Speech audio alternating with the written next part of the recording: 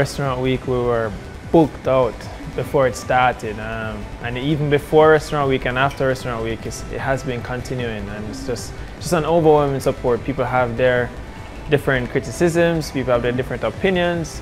People tell you what they like, tell you what they don't like, and it's just one big foodie family that I like. You know, the restaurant is very different from catering. Catering is a one-off thing and they tell you what you like. The restaurant, you meet so many people, hundreds of people come to here daily. It's just an overwhelming experience. So the restaurant was necessary. For Restaurant Week, we did the popular thing in my head that I think is gonna be great, it's the ackee and saltfish spring roll. I mean, a lot of people I think will appreciate that it retains the same flavor, but it's presented in a different way. They're not quite sure what it is, or they've never seen it like that. It's paired with a sauce they've never tasted with it before. So I think they're gonna like the combination of sweet and savory and saltiness from the fish.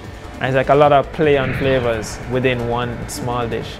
The pesto lobster I think is gonna be another popular one, and as well as the bruschetta lobster, because not a lot of places have lobster on the menu reasonably.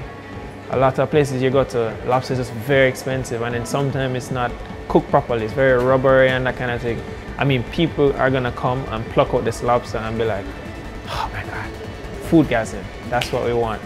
The spare ribs, another popular item on our menu. We make sure that we simmer it for 2 hours, and then we grill it, and then we put it back in the sauce for another half an hour. So when you get that rib, it's just falling off the bone, kind of soft, and it's just delicious. It's paired with a hoisin guava glaze. So in your mind, when you're going through it, there's just this depth of grilled, smoky flavor. We don't use liquid smoke. I hate that. That's rubbish. We get our natural smoke and caramelization from our meats. Last but not least, the herb de Provence chicken is something that I picked up from the French embassy. It's chicken breast marinated in white wine and served with some herbs from Provence, the region of France. And then we sear the skin side down in olive oil so it gets a nice golden brown color. It's like a uptown fried chicken. Yeah, it's really kind of decadent. And then we finish in the oven until it's perfectly moist in the middle, and we slice it up, serve with a nice tomato sauce and with some croquettes and sauteed vegetables. The desserts, we have a tasting platter. So you can either have the tasting platter or you can choose the rum charger, which is coffee, rum ice cream, a little rum, coffee liqueur, and some ice. And it's like our version to a mudslide. That's what it is. It's a little bit different, it's a little bit lighter, but it's super delicious. The tasting platter consists of cheesecake, strawberry panna cotta, and opera cake. That is very popular on our menu, so we want to give people the opportunity to just have a little taste. Come in and buy the bigger portion. That's what we're not trying to trick you, we're not trying to do anything like that.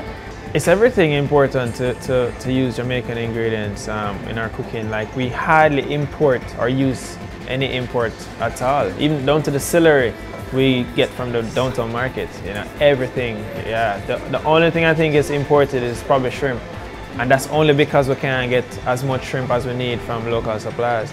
But I think in the bars where our imports are, because we don't make that much vodka or anything like that. Is for our chef, the fresher your ingredients, the better the taste. So we have some lines from the Robert Mondavi private selection. That one is very popular. The Banrock Moscato is absolutely perfect. Like that Moscato, usually Moscato has a reputation for being too sweet. That one is not too sweet. It has a little fizz in the background. It's very smooth going down. It tastes like a cocktail. That's what it tastes out of a bottle, and that is very hard for wine. It's from Australia. The next time I go to Australia, I need to go to the source to see how they make that. That is wonderful. But also we have a lot of pairings that we do with our cocktails, like our mojitos, our vodka base. Our bar is sponsored by Kettle One Vodka, and we go through an extensive list of drink mixes before we choose what we want on our menu, and it changes from time to time. Our senior bartender, Kid, Centaubian Kid, he will be more than happy to mix a drink based off your personality, based off your favorite color, based off your mood for that day, and he'll name it after you. Grilled octopus just came in on our menu the other day, and I thought for a second, will Jamaicans embrace this? And when I see a lot of them ordering it, it encourages me to do more things, step outside of the box a little bit. But that will only come through tests with your consumers. They're the ones that dictate the menu and dictate what they want. And then I try my best to accommodate them. 689, the name 689, we love the combinations of how the numbers rank along each other. It speaks to balance, it speaks to prosperity, it speaks to grace, abundance, economy and scale. But more importantly, when you analyze the 6 and the 9 together, you get a sort of yin and yang effect. And when you put that yin and yang effect, which speaks to balance, you drop the 8 in the middle of that.